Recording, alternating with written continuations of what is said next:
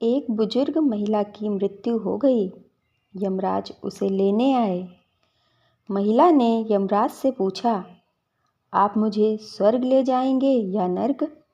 यमराज बोले, दोनों में से कहीं नहीं।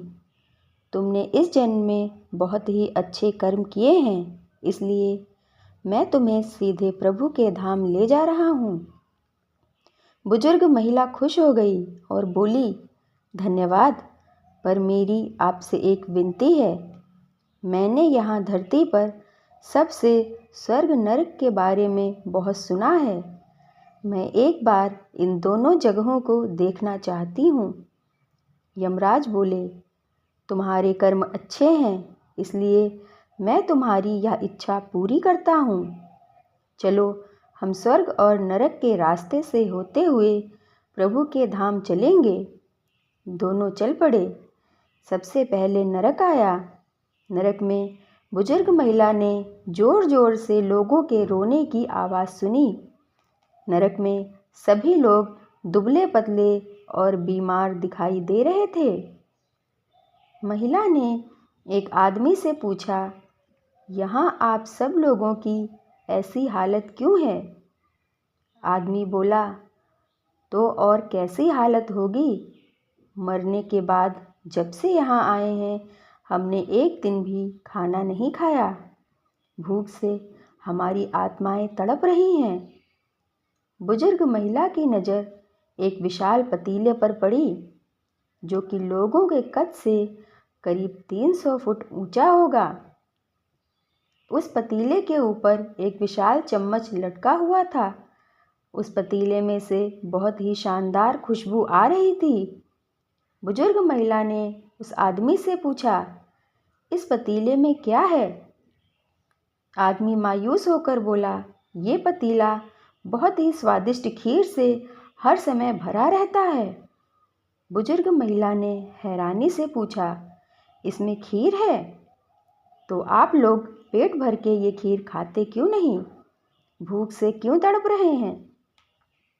आदमी रो रो कर बोलने लगा, कैसे खाएं?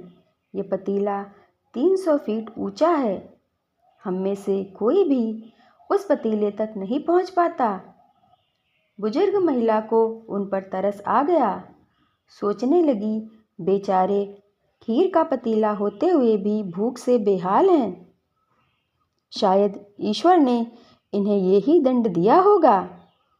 यमराज बुजुर्ग महिला से बोले, चलो, हमें देर हो रही है। दोनों चल पड़े। कुछ दूर चलने पर स्वर्ग आया। वहाँ पर बुजुर्ग महिला को सबकी हंसने खिलखिलाने की आवाज़ सुनाई दी। सब लोग बहुत खुश दिखाई दे रहे थे। उनको खुश देखकर बुजुर्ग महिला भी बहुत खुश हो गई। पर वहाँ स्वर्ग में भी बुजुर्ग महिला की नज़र वैसे ही 300 फुट ऊंचे पतीले पर पड़ी जैसा नर्क में था। उसके ऊपर भी वैसा ही चम्मच लटका हुआ था। बुजुर्ग महिला ने लोगों से पूछा, इस पतीले में क्या है? स्वर्ग के लोग बोले, इसमें बहुत स्वादिष्ट खीर है। बुजुर्ग महिला हैरान हो गई। उनसे बोली, पर यह पतीला तो 300 फीट ऊंचा है। आप लोग तो इस तक पहुंच ही नहीं पाते होंगे। उस हिसाब से तो आप लोगों को खाना मिलता ही नहीं होगा। आप लोग भूख से बेहाल होंगे। पर मुझे तो आप सभी इतने खुश लग रहे हो, ऐसा कैसे? लोग बोले, हम तो सभी लोग इस पतीले में से पेट भर के खीर खाते हैं। महिला बोली, पर कैसे? पतीला तो बहुत ऊंचा है। लोग बोले, तो क्या हो गया? पतीला ऊंचा है तो यहाँ पर कितने सारे पेड़ हैं। ईश्वर ने ये पेड़ पौधे, नदी, झरने हम मनुष्यों के उपयोग के लिए तो बनाए हैं।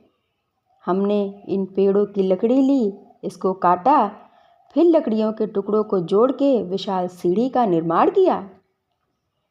उस लकड़ी की सीढ़ी के सहारे हम पतीले तक पहुँचते हैं और सब मिलकर खीर का आनंद लेते हैं। बुजुर्ग महिला यमराज की तरफ देखने लगी। यमराज मुस्कुराए और बोले, ईश्वर ने स्वर्ग और नर्क मनुष्यों के हाथों में ही सौंप रखा है। चाहें तो अपने लिए नर्क बना लें, चाहें तो अपने लिए स्वर्ग। ईश्वर ने सबको एक समान हालातों में डाला है। उसके लिए सभी बच्चे एक समान हैं। वो किसी से भेदभाव नहीं करते। वहाँ नरक में भी पेड़ पौधे सब थे, पर वो लोग खुद ही आलसी हैं। उन्हें खीर हाथ में चाहिए। वे कोई कर्म नहीं करना चाहते, कोई मेहनत नहीं करना चाहते, इसलिए सब भूख से बेहाल हैं। यही तो ईश्वर की बनाई इस दुनिया का नियम है। जो कर्म करेगा, मेहनत करेगा, उसी को मीठा फल खाने को मिलेगा। अर्थात स्वर्ग एवं नर्क आपके हाथ में ही हैं। मेहनत करें, अच्छे कर्म करें और अपने जीवन को स्वर्ग बनाएं।